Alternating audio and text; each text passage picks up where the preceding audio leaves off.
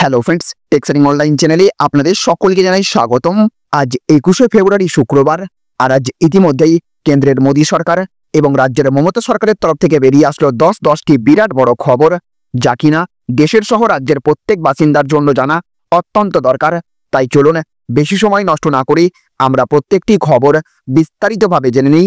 আর তার আগে আপনাদের কাছে ছোট্ট একটা অনুরোধ, অবশ্যই ভিডিওটিকে লাইক করবেন, সঙ্গে সঙ্গে সকলের কাছে ভিডিওটি দেখার পর শেয়ার করবেন। আর যদি আপনি আমাদের চ্যানেলে নতুন হয়ে থাকেন তাহলে চ্যানেলটিকে সাবস্ক্রাইব করবেন। ভিডিওটি যদি আপনি ফেসবুক থেকে দেখে থাকেন তাহলে অবশ্যই আমাদের পেজটিকে ফলো করবেন। আর আপনি এই মুহূর্তে দেশের কোন রাজ্যের কোন জেলা থেকে এই ভিডিওটি দেখছেন অবশ্যই আপনার এলাকার নাম কমেন্ট বক্সে লিখে জানিয়ে দেবেন। তো দেখুন, আজকের প্রথম খবরেই বলা হচ্ছে মার্চ মাস থেকে বন্ধ হতে পারে লক্ষ্মীর ভাণ্ডারের টাকা। কেন এমন সিদ্ধান্ত মুখ্যমন্ত্রীর জানুন। তো মার্চ মাস থেকে আর পাওয়া যাবে না লক্ষ্মীর ভাণ্ডারের টাকা, এমনটাই শোনা যাচ্ছে রাজনৈতিক মহলে। মুখ্যমন্ত্রী মমতা বন্দ্যোপাধ্যায় সদ্য ঘোষিত বাজেটে এই প্রকল্প নিয়ে কোনো উল্লেখ করেননি, যা নিয়ে শুরু হয়েছে জোর জল্পনা। অনেকেই আশা করেছিলেন যে রাজ্য সরকার এই সামাজিক নিরাপত্তা প্রকল্পে বরাদ্দ বৃদ্ধি করতে পারে, বিশেষ করে যখন সাধারণ শ্রেণীর মহিলারা প্রতি মাসে 1000 টাকা এবং তপশিলি উপজাতির মহিলারা 1200 টাকা পাচ্ছেন। কিছু গুঞ্জন ছিল যে এই পরিমাণ 1500 টাকায় উন্নীত হতে পারে, কিন্তু নতুন বাজেটে কোনো বৃদ্ধি তো দূরের কথা, প্রকল্পটি বন্ধ হওয়ার সম্ভাবনার কথা শোনা যাচ্ছে, যা নিয়ে উপভোক্তাদের মধ্যে চরম উদ্বেগ দেখা দিয়েছে। রাজ্যের কোষাগারের খারাপ অবস্থার কারণে এমন সিদ্ধান্ত নেওয়া হতে পারে বলে জানা যাচ্ছে। গত কয়েক মাস ধরেই লক্ষ্মীর ভাণ্ডারের অর্থ প্রদান নিয়ে সমস্যার সম্মুখীন হচ্ছিল রাজ্য সরকার। বাজেট ঘোষণার পর সেই জল্পনা আরও জোরালো হয়েছে। বিরোধী দলগুলি এই ইস্যুকে হাতিয়ার করে সরকারকে তীব্র আক্রমণ করছে। বিজেপির নেতা শুভেন্দু অধিকারী ইতিমধ্যেই ঘোষণা করেছেন যে বিধানসভা নির্বাচনে জয়ী হলে তারা প্রতি মাসে 1500 টাকা করে দেবে। এই রাজনৈতিক প্রতিশ্রুতি এবং বর্তমান সরকারের অর্থনৈতিক সংকটকে ঘিরে রাজ্য রাজনীতিতে উত্তেজনা ক্রমশ বাড়ছে। মার্চ থেকে প্রকল্পটি সত্যিই বন্ধ হয়ে যাবে কিনা তা এখন সময়ই বলবে।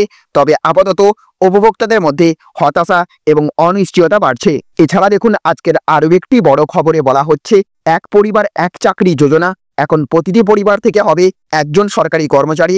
জানুন কিভাবে গ্রুপ সি এবং গ্রুপ ডিতে চাকরি পাবেন, দ্রুত আবেদন করুন। তো ভারত সরকার দেশে বেকারত্ব কমানোর এবং অর্থনৈতিকভাবে দুর্বল পরিবারগুলোকে সহায়তা করার জন্য একটি নতুন প্রকল্পের প্রস্তাব দিয়েছে, যার নাম এক পরিবার এক চাকরি যোজনা 2025। এই প্রকল্পের মূল লক্ষ্য হলো নিশ্চিত করা যে প্রতিটি পরিবারে অন্তত একজন সদস্য সরকারি চাকরি পাবেন। এটি সেই পরিবারগুলোর জন্য তৈরি করা হয়েছে যেখানে এখনো কেউ সরকারি চাকরিতে নিযুক্ত নয়। এর মাধ্যমে শুধুমাত্র পরিবারগুলো আর্থিক সুরক্ষা পাবে না, বরং দেশের অর্থনীতিও শক্তিশালী হবে। এই প্রকল্পটি বিশেষ করে অর্থনৈতিকভাবে দুর্বল শ্রেণী, অনগ্রসর শ্রেণী, তপশিলি জাতি, তপশিলি জনজাতির মানুষের কথা বিবেচনা করে তৈরি করা হয়েছে। সরকারের লক্ষ্য হলো 50,000-এর বেশি পরিবারকে সরকারি চাকরি প্রদান করা। এই প্রকল্পের প্রথম বাস্তবায়ন হয়েছিল সিকিম রাজ্যে এবং এখন এটি সমগ্র ভারতে চালু করার পরিকল্পনা চলছে। এদিকে দেখুন, আজকের আরও একটি বড় খবর, পাল্টে যাচ্ছে নিয়ম।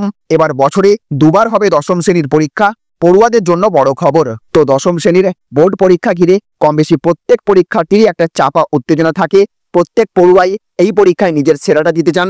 এবার এই দশম শ্রেণীর পরীক্ষা নিয়েই নেওয়া হলো বড় সিদ্ধান্ত। এবার থেকে বছরে দুবার হবে দশম শ্রেণীর পরীক্ষা। ছাত্রছাত্রীদের ওপর থেকে চাপ কমাতে এহেন সিদ্ধান্ত নিয়েছে সিবিএসই তথা central board of secondary education. দশম শ্রেণীর পরীক্ষা যে বছরে দুবার নেওয়া হতে পারে সেই বিষয়ে গত জানুয়ারি মাসেই আভাস দিয়েছিলেন কেন্দ্রীয় শিক্ষামন্ত্রী ধর্মেন্দ্র প্রধান। তিনি বলেছিলেন 2026-27 শিক্ষাবর্ষে সিবিএসইর দশম শ্রেণীর পরীক্ষা বছরে দুবার নেওয়া হবে। এই দেশের পাশাপাশি সমগ্র বিশ্বে ছড়িয়ে থাকা এই বোর্ডের 260টি বিদ্যালয়ে এই নিয়ম লাগু হবে। জানা যাচ্ছে সম্প্রতি এই বিষয়ে আলোচনার জন্য একটি বৈঠক বসে কেন্দ্রে। সেখানে কেন্দ্রীয় শিক্ষামন্ত্রীর পাশাপাশি ছিলেন সিবিএসই বোর্ডের কর্তারা। এছাড়াও এনসিইআরটি, এনভিএস এবং কেভিএস এর সদস্যরাও ছিলেন। সেখানেই এই বিষয়ক ড্রাফট তৈরি করা হয়েছে বলে খবর। আগামী সোমবার তা প্রকাশ্যে আনা হবে সূত্র মারফত, এমনটাই জানা গিয়েছে। তো দেখুন, আজকের আরও একটি বড় খবরে বলা হচ্ছে বাংলায় বেকারত্ব জাতীয় করের তুলনায় কম, মমতার দাবিকেই মান্যতা।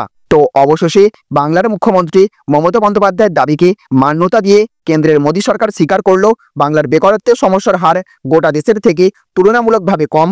নরেন্দ্র মোদী সরকারের রিপোর্ট বলছে সারা দেশে বেকারত্বের সমস্যা ভয়ঙ্কর আকার ধারণ করলেও পশ্চিমবঙ্গ সেই দিক থেকে অনেকটাই ভালো জায়গায় অবস্থান করছে। কেন্দ্রীয় পরিসংখ্যান এবং কর্মসূচি রূপায়ণ মন্ত্রকের পিরিয়ডিক লেবার ফোর্স সার্ভের ত্রৈমাসিক রিপোর্ট অক্টোবর-ডিসেম্বর 2024 প্রকাশিত হয়েছে। সেখানেই বলা হয়েছে জাতীয় বেকারত্বের হার 6.4%, যেখানে বাংলায় এই হার 5.7%, অর্থাৎ অনেকটাই কম। শহুরে পুরুষদের বেকারত্বের জাতীয় হার 5.8%, বাংলায় তা 5.4%।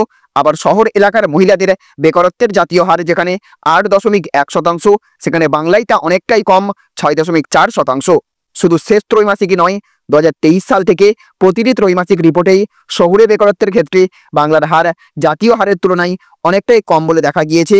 এই রিপোর্ট প্রকাশ পাওয়ার পর রাজ্যের অর্থমন্ত্রী চন্দ্রিমা ভট্টাচার্য বলেছেন, আমরা তো বারবারই বলছি জাতীয় স্তরে বেকারত্বের হার বেড়েছে, কিন্তু বাংলায় কমেছে। জাতীয় স্তরের তুলনায় বাংলার বেকারত্ব 40% কমেছে। এতদিন বাংলার দাবি মেনে না নিলেও এখন কেন্দ্রীয় রিপোর্ট তা স্বীকার করলো। তিনি আরও বলেছেন, আমাদের দাবি রিপোর্টটি শহুরে বেকারত্বের হারের ওপর হলেও আগামী দিনে গ্রামীণ ক্ষেত্রে বা সার্বিক বেকারত্বের হার নিয়ে কেন্দ্র যে রিপোর্ট প্রকাশ করবে সেখানেও বাংলা এগিয়েই থাকবে।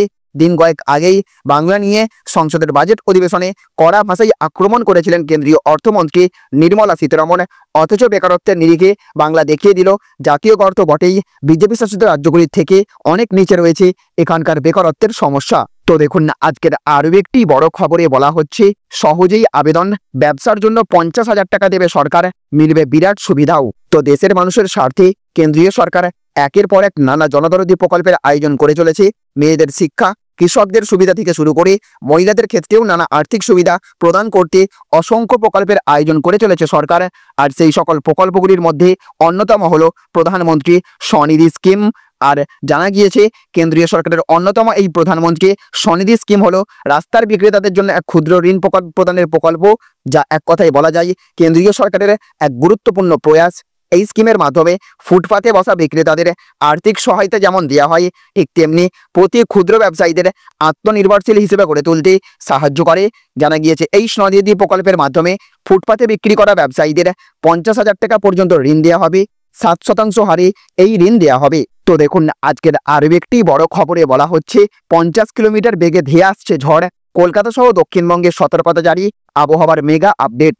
তো দুপুর থেকেই দক্ষিণবঙ্গের অধিকাংশ জেলায় শুরু হয়েছে বৃষ্টি। এরই মধ্যে কলকাতা সহ দক্ষিণবঙ্গের সমস্ত জেলায় বজ্রবিদ্যুৎ সহ বৃষ্টির পূর্বাভাস জারি করল আলিপুর আবহাওয়া দপ্তর। বৃষ্টির দোসর হতে পারে ঝোড়ো হাওয়া, কোথাও ঝড়ের গতিবেগ ঘন্টায় 30 থেকে 40 কিলোমিটার, আবার কোথাও ঝড়ের বেগ হতে পারে ঘন্টায় 50 কিলোমিটার।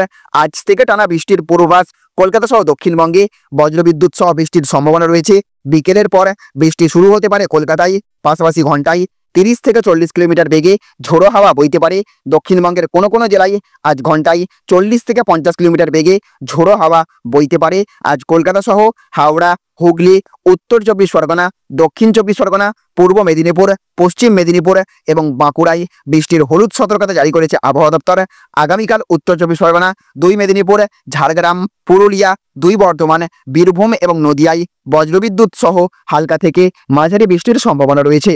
তো দেখুন না, আজকের আরও একটি বড় খবরে বলা হচ্ছে হাঁটু গেড়ে বসে ক্ষমা চাইতে হবে, শুভেন্দুকে ডেডলাইন বেঁধে দিলেন কুণাল ঘোষ। তো জঙ্গিদের সরকার মন্তব্যে বিরোধী দলনেতা তথা বিজেপির ওপর বেজায় ক্ষুব্ধ মুখ্যমন্ত্রী মমতা বন্দ্যোপাধ্যায়। তিনি বিধানসভায় বলেছেন, জঙ্গিযোগ প্রমাণ করতে পারলে তিনি মুখ্যমন্ত্রিত্বই ছেড়ে দেবেন। আর এইবার বিধানসভার বিরোধী দলনেতা শুভেন্দু অধিকারীকে ডেডলাইন বেঁধে দিলেন তৃণমূল নেতা কুণাল ঘোষ। রীতিমতো চ্যালেঞ্জ শুনে দিয়েছেন তিনি। সাংবাদিক বৈঠকে শুভেন্দুর মন্তব্য প্রসঙ্গে কুণাল ঘোষ বলেছেন, 48 ঘন্টার মধ্যে ক্ষমা চান, না হলে প্রমাণ দিন জঙ্গিদের সঙ্গে কি যোগ তা বলতে হবে, না হলে হাঁটু গেড়ে বসে ক্ষমা চাইতে হবে। কিভাবে মুখ্যমন্ত্রীর নামের সঙ্গে জঙ্গি যোগের কথা জুড়ে দেওয়া হলো তা নিয়ে প্রশ্ন তুলেছেন কুণাল ঘোষ।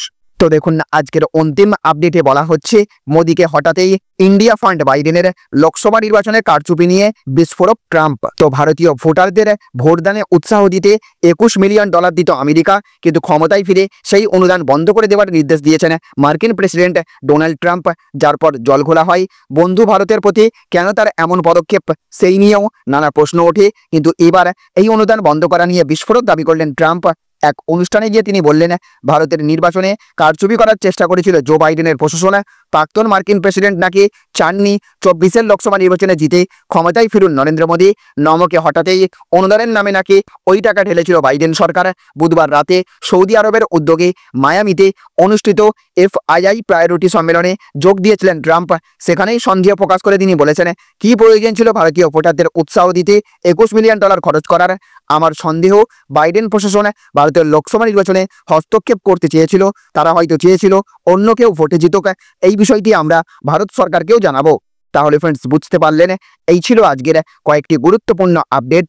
এই ভিডিওটি আপনাদের যদি ভালো লেগে থাকে তাহলে অবশ্যই ভিডিওটিতে লাইক করবেন এবং অবশ্যই ভিডিওটিকে রাজ্যের সমস্ত মানুষের কাছে শেয়ার করে সকলকে জানার সুযোগ করে দেবেন। ভালো থাকবেন, সুস্থ থাকবেন। Thank you friends, thank you for watching.